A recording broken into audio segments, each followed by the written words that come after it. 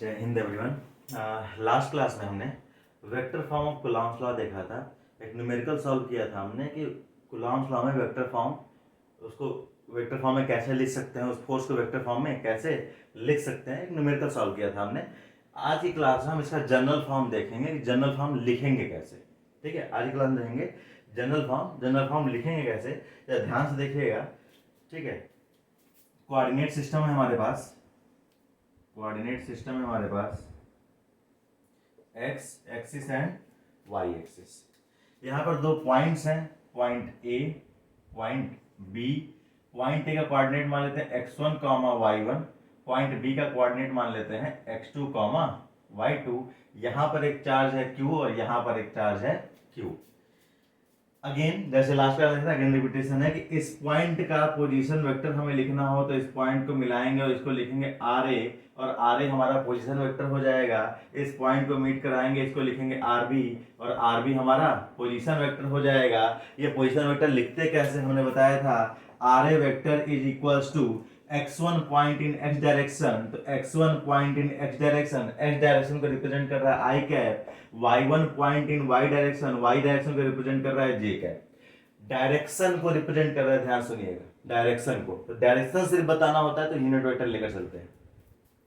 और अगर point B का पोजीशन वेक्टर लिखना हो तो x2 यूनिट x डायरेक्शन में और y2 यूनिट y डायरेक्शन में। ये तो पोजीशन वेक्टर लिखने का प्रोसेस हो गया हमारे पास। ठीक है, अगर इस पे इन दोनों पॉइंट्स को मिलाया जाएगा तो ये इस पर एक फोर्स लगाएगा कुछ ही डायरेक्शन में, ये इस पर एक फोर्स लगाएगा कुछ एक डायरेक्शन में। मान लेते हैं force at point B, force at point A, इनको लिखते हैं वेक्टर के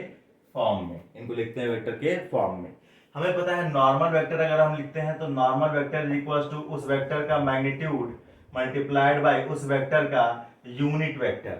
अगेन यूनिट वेक्टर केवल डायरेक्शन देता है, मैग्नीट्यूड के रूप में इसका कंट्रीब्यूशन है वो यूनिटी होता है, नाम ही इसलिए इसका यूनिट वेक्टर है। ठीक है, यहां पर आते हैं तो force on A will be equal to magnitude of force on A into इसका डायरेक्शन क्या है बी टू ए, तो आप लिखोगे बी ए यूनिट वेक्टर। का अगर आप ओपन करेंगे तो force on A is equal to F A vector, magnitude ये हमारा magnitude into B A vector divided by इस वेक्टर का मैग्नीट्यूड।